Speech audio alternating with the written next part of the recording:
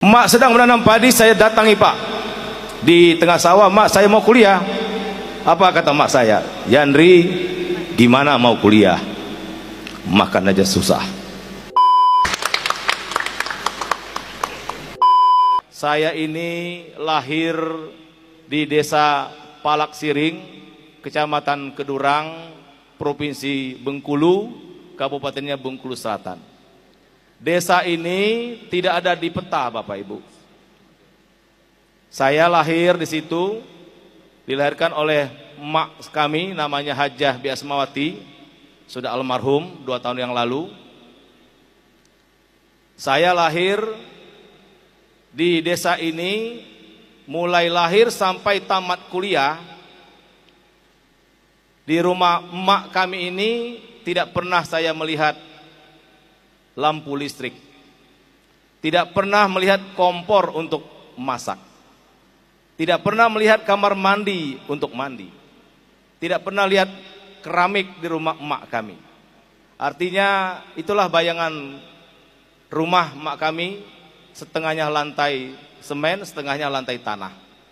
Emak kami ini petani, Bapak Ibu, bapak kami juga petani. Saya kalau SD tidak pakai sepatu, bukan nggak mau, karena memang nggak punya sepatu Pak Rektor. Saya SMP, Bapak Ibu, harus menyeberang sungai, pakai kain basahan dulu, belum bisa pakai celana sekolah, sambil megang sepatu dan buku, nyebrang sungai setiap hari. Kalau lagi musim hujan sering hanyut, Bapak Ibu.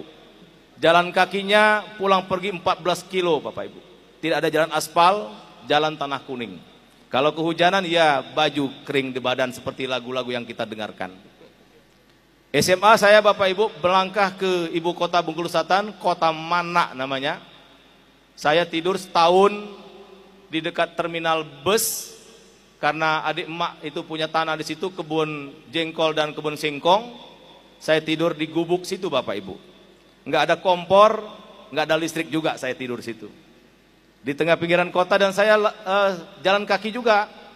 Pulang pergi hampir 15 kilo ke SMA 1 Mana itu. Pulang sekolah saya untuk mencari sesuap nasi harus cuci mobil orang, Bapak Ibu. Setahun di situ saya pergi numpang ke rumah teman saya dekat SMA. Kembali saya nikmati lantai tanah dengan dinding geribik bambu, Bapak Ibu. Setahun saya di sana, saya bergerak lagi. Tahun ketiga SMA saya menjadi marbot masjid, Bapak Ibu. Saya tidur di bawah pengimaman, karena di masjid 2 lantai, pas ada ruang kecil di bawah imam itu, saya tidur di situ nggak pakai kasur, ya seadanya lah. Saya berangkat tamat SMA, karena di kampung kami itu tidak ada orang yang kuliah, karena desanya kalau sekarang tuh desanya sangat tertinggal kali Pak Prof. Kalau sekarang ada desa mandiri, desa maju, desa berkembang, desa tertinggal, desa sangat tertinggal. Mungkin desa kami dulu tuh desa di atas sangat tertinggal, Bapak Ibu. Nggak ada apa-apa kehidupannya. Sehingga saya tamat SMA, saya pamit sama emak kami sedang nanam padi, Pak. Saya bilang, "Mak, saya mau kuliah." Ini saya, Pak, kalau cerita pasti nangis. Emak sedang menanam padi, saya datangi Pak di tengah sawah. "Mak, saya mau kuliah." Apa kata emak saya? "Yandri, gimana mau kuliah? Makan aja susah."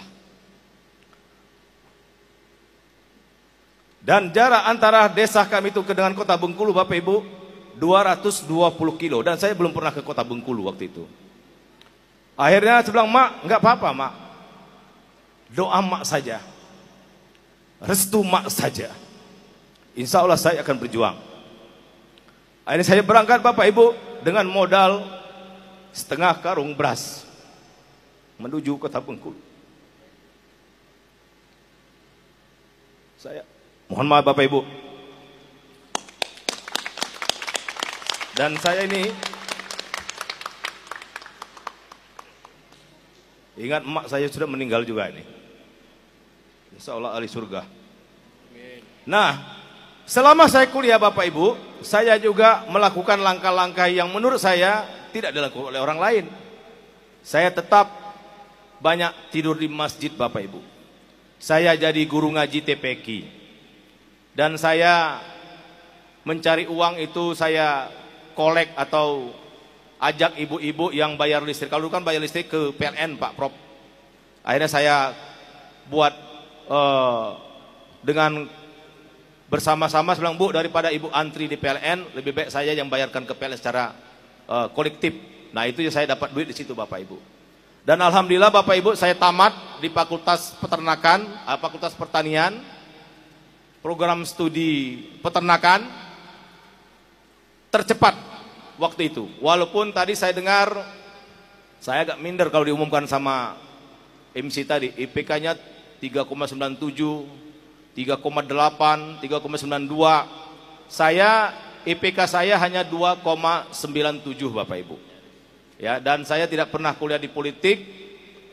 Keluarga saya juga nggak ada yang di politik. Tapi alhamdulillah Profesor Fatah, dalam hidup saya sudah melalui banyak pengalaman. Saya pernah ketua Komisi 8 DPR RI, pernah juga menjadi wakil ketua MPR, dan juga alhamdulillah sekarang Bapak Presiden Prabowo Subianto memberikan kepercayaan kepada saya sebagai Menteri Desa dan Pembangunan Daerah Tertinggal. Saya orang desa Bapak Ibu. Pak Prabowo memberikan amanah yang begitu mulia kepada saya.